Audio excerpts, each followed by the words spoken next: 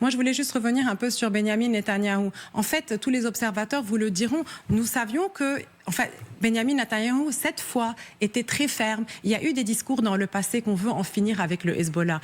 On a entendu ça des dizaines et des dizaines de fois. Mais cette fois, c'était complètement différent.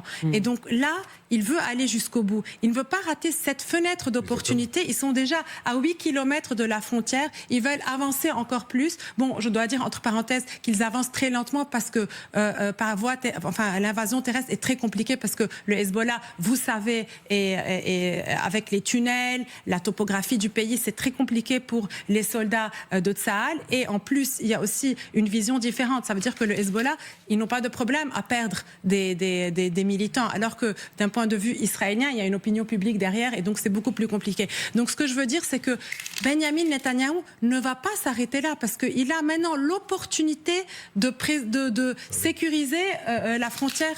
Eh bien justement, écoutons le ministre de la Défense israélien, Israël Katz, qui justifie l'ampleur de ces frappes. L'armée israélienne a frappé des centaines de terroristes du Hezbollah dans leur centre de commandement à travers le Liban.